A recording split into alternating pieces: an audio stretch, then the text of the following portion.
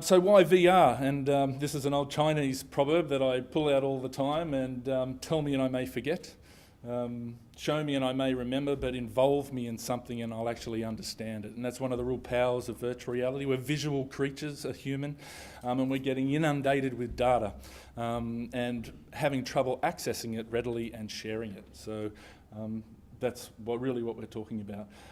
Look, virtual reality is, we hear simulation, we hear visualization, it's really a mixture. Virtual reality is just a computer model that replicates a real world.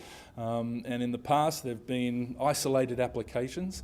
So you might do a little training simulator, like an equipment simulator, and you'll invest in the development of the graphics and the interface, and it'll be your standalone, and it won't integrate into any other area of your business.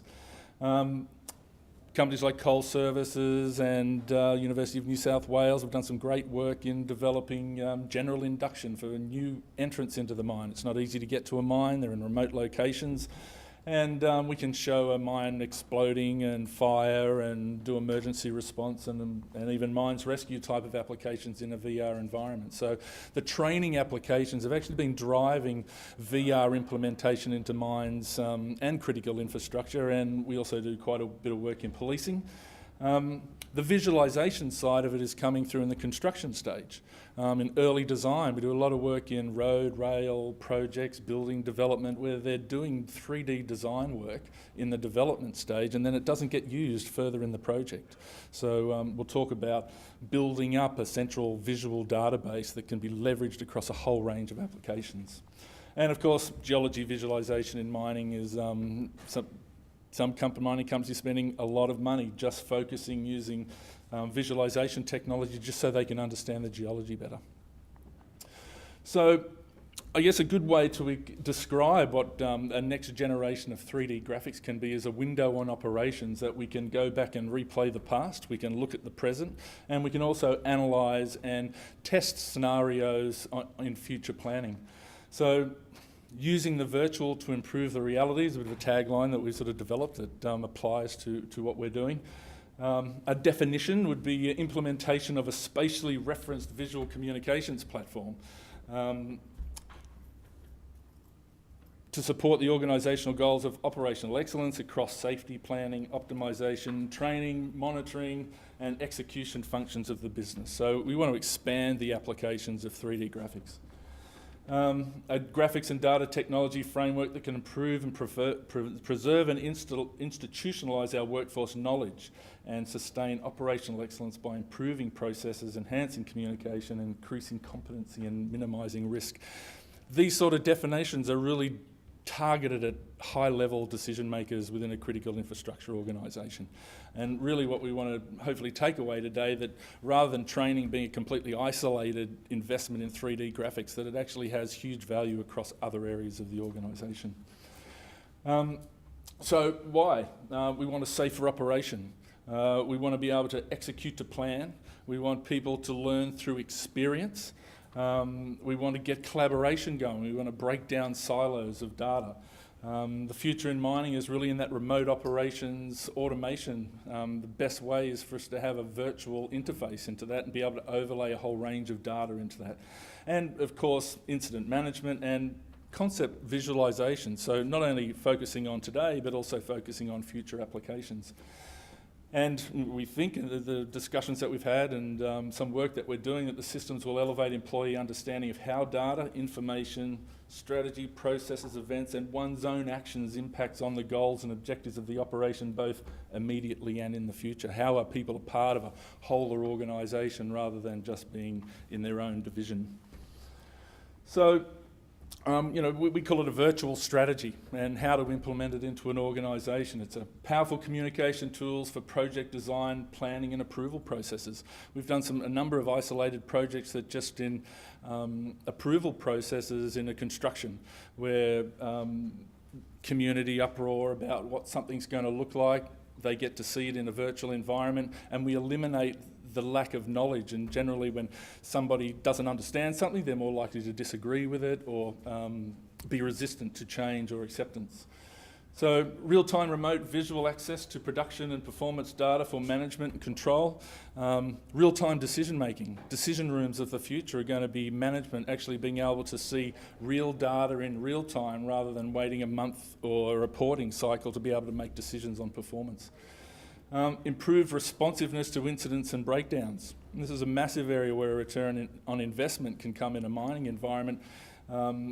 If everybody's drilled and understand the procedures, whether it's maintenance or incident response or re-entry to a mine, every hour, every day is worth a lot of money in a mining environment. Maximisation of production by rehearsing a problem and solving methodology in advance.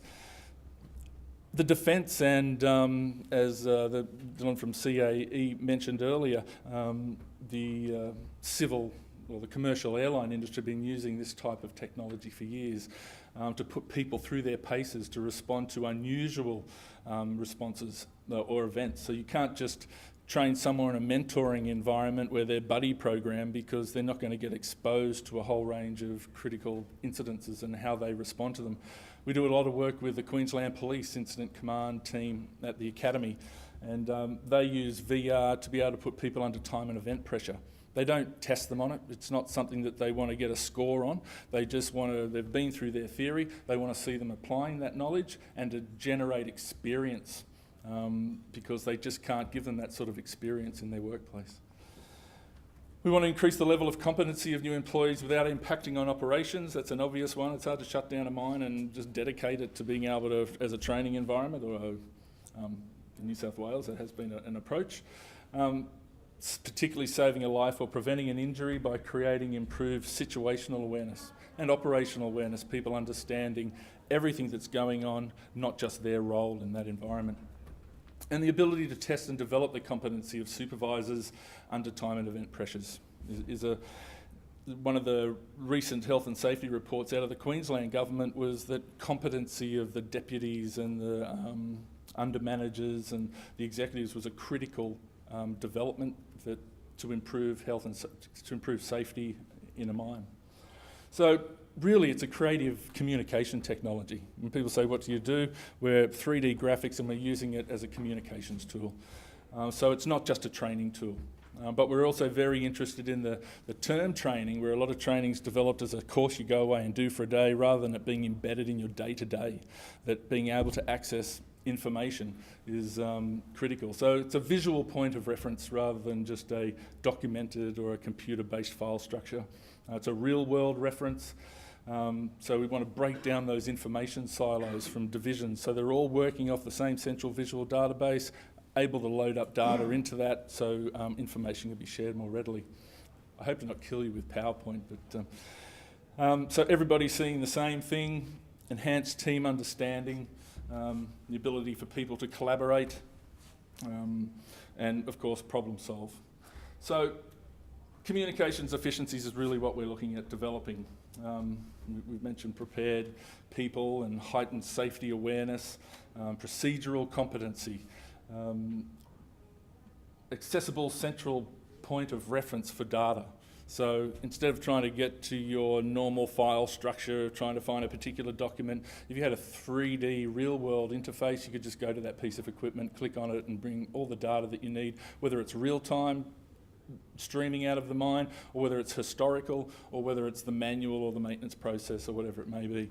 And there's some good development at the moment in interfaces where soon, we'll be able to have equipment like touch panels being able to be in the crib room in an underground coal mine so that they can go back and review a maintenance process rather than have to go back to the surface and get it done next day.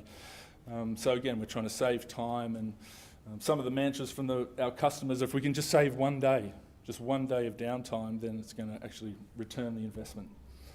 Process optimization is a key focus, as well as real-time monitoring, remote operations centres, being able to layer different types of data sets on top of each other. So while we can have models of geology and we can have flight pan and data on a piece of longwall equipment, when we start overlaying them over the top of each other, we can see where tolerances of the equipment might affect our strategy to get through a seam. And we can start making changes and be far more proactive in the way that we plan. Playback and review is another, and knowledge capture is another key area where we'll be able to, if we're connected to the data and we're connected to an historian, we can go back and review operations last Tuesday morning between 9 and 10. We had a problem with the shift, let's look at it from all angles and all types of data. Having said that, also the point of the golden shift. So we can go back and use that as a training tool, how somebody might have utilised that or learnt from somebody who did a really good job. And transparency. Communicating. So, you know, one of our customers, they want to be able to walk into their head office, the mining engineers and the geologists walk into head office, into a VR room and walk into that longwall and see exactly where it is it tracking to plan, what are the issues we're having, and so there's this communication rather than being layered, which is how it's traditionally done, information coming through. It can be in real time, and better decisions and quicker decisions can be made for safety as well as production. So the concept is a central visual database where we connect data systems to a 3D real world. And we spread it across the organisation. So from the early days of exploration, you know, it's expensive to get to site. To be able to do the first stage of a virtual model just being the terrain and the aerial imagery overlaid and any seismic data, and build that model up over time, use it for internal planning and stakeholder communication and design and procurement. In the future, in fact, the American military developed a thing called simulated business acquisition, where they're looking at the future of is sharing IP, not protecting it. So what they want to be able to do is say, here's a project, give us your data, we want to run that within our simulation to see if it suits what we want to do. So in the future, it might be that a longwall manufacturer, to reply to a tender, has to actually provide the parameters and data for their longwall's performance, so it can be actually simulated through the seam so that they can see what sort of performance and they're going to get out of that. Talked about that. Process simulation. You know, we're not talking about building all the smarts into the graphics to do all the engineering and logic. All we're talking about is being able to take feeds of that data and visualise it properly. So we can use that environment to analyse process simulations, you know, whether you're using Rockwell, Arena or whatever it might be. Of course, equipment simulation is also a part of this. You know, instead of having a standalone graphics package for your driver simulator, you're using your 3D model. So it's all about training in your own environment. Maintenance training, task rehearsal, something that we really should take, mission rehearsal, take from the defence industry. You know, we're talking about dangerous working environments, we're talking about expensive infrastructure and massive returns if we make mistakes. So it makes sense that task rehearsal becomes something part of everyday operation or weekly operation and review, rather than just a bit of training, going off to do a 3-day course and then come back and try and apply that technology. You want to develop that competency and that mastery. And of course, operations monitoring and the potential of remote control and automation and using virtual environments to actually go and virtually mine and then use that experience to then upload the code to the equipment in the future of automation. And that's being played with at the moment. So really what we're talking about is a central visual and data model. So at the moment we have data systems within a mine. What we don't have is a visual model attached to it. So the virtual strategy that we're promoting is using that visual data model and building capability around that to leverage off what that is in simulating, monitoring, evaluating, planning, training, the whole range. Could end up looking something like this. I don't know whether you can quite see. Think of that as the nucleus with a lot of different applications, all leveraging off that one central visual database. And from flight plans to system training to life of mine planning to virtual site visits, being able to hand your 3D model out to your RTO so that they can actually do their training of your people on your mine. So the different types of data that we can attach, obviously, is geospatial, GIS data, boundaries, a whole range of data that we're just not able to see and layer in any one particular place.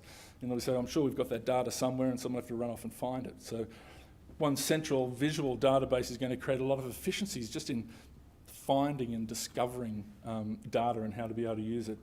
Mine plans, geology, gas, ventilation can all be historically replayed or can be live streamed. or it could be simulated in terms of different types of events. Manuals, SCADA, models, maintenance. In the future, procurement processes will be when you buy a piece of equipment, you want the 3D data to come with it so you can upload it into your system so that you're not actually having to pay for it. During a procurement process is the best time to make sure that's part of the deal. So you don't have to go and model that stuff. You want the supplier to provide it so that you're just continually always keeping up to date your 3D model. And there's all sorts of new networks and systems that are being put in place. So we're going to get more and more data coming out of the mine. It's all a matter of looking with it. Safety tagging, hazard awareness, incident response, data review. Let's capture an event. Procedural, it's nearly a double up. And of course, financial. Are we performing to budget? What's the production at this point in time? Can someone log in, control the operation, or the head office in the US log in real time and see exactly what's happening in a site in the Bowen Basin? So connecting live is an operational visualization, remote operations, automation, and of course augmented. And if people aren't aware what augmented reality is, because it can be a little bit confusing sometimes, it's a mixture of things. It's either putting on a pair of glasses and looking with digital data overlaid on the real world, or it can be the virtual world with real world data overlaid into that. So there's a couple of different ways to look at it. Most traditional are looking in the real world, overlaying data through a pair of glasses. Knowledge capture, it's obviously an issue, particularly with when you get skills of people moving from one place to the other. You want to capture the skills that you've invested in people. And it gives you an opportunity to be able to do that and add value to your training through capturing actual operations and actual performance. Policy development. We can give you a virtual mine and you can go and develop and test your safety policies rather than just have it documented. Of course, there's still the requirement to have things documented, but even listening to Spark Helmore earlier, executive need to fully understand what that documentation means in reference to the actual mine itself. And of course, incident response, natural disasters, in-rushes, there's a whole range of things that we can rehearse and develop knowledge on how we're going to respond to it. So when it does actually happen, it's not a, oh my goodness, what are we going to do? We're well drilled, things are going to happen, and we're going to get back to production quicker. Just one day would be great. And of course, incident review. You have to go and justify what happened on a certain day during an incident, go back and play it off the historian, and you see every button that was pushed, the environment, where the equipment was, where people were. There's a whole range of ongoing benefit to leveraging off a central visual database. Love that. So mission and task rehearsal, taking that lesson from the defence is really important. The difference is for this, it's your mine, your equipment, your geology, your process, your methodology, your hazards. Let's train people to do exactly what they have to do rather than generically train them and get them to come to its site and work on that and try and apply their knowledge. Your response plans, focusing on your shift. So we'll get to interact. So that's software development. Interactivity is really the way you access that data, and of course it can be mobile. The devices that we have today that a shift manager can see what's going on in the mine. If his shift is on his way or before he even heads off to work. Desktop, laptop, immersive display systems, operations centres, augmented or even OEM controls. Equipment simulators, and of course with the performance of internet, local and international access. So I'll just run through a few photos, but that's the general concept of what I wanted to present today. This is an example of an immersive desktop. This sort of technology is only a couple of years old, where we can actually immerse people quite easily at their desktop environment so they feel like they're part of it. This is part of a forward air command defence system, but I don't know how well these come up on. Immersive display system that we have at Simtars in Brisbane, where they're using it for just general training, induction, but they're also wanting to focus on emergency response applications, how to re-ventilate a mine, inertisation. We had some interesting emergency response issues with Pike River that a lot of the Queensland guys were involved in.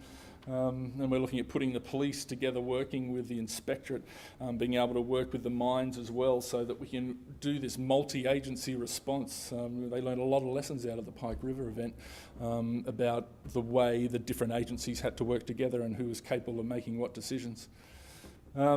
There's something out of Iron Man, but is this the future of mining? Is the future of mining an operator that can go underground with a heads-up display type of headset and can be seen through the rib?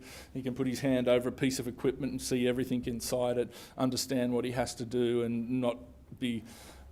he can focus on the job at hand, not trying to remember the procedure. Future of training centres.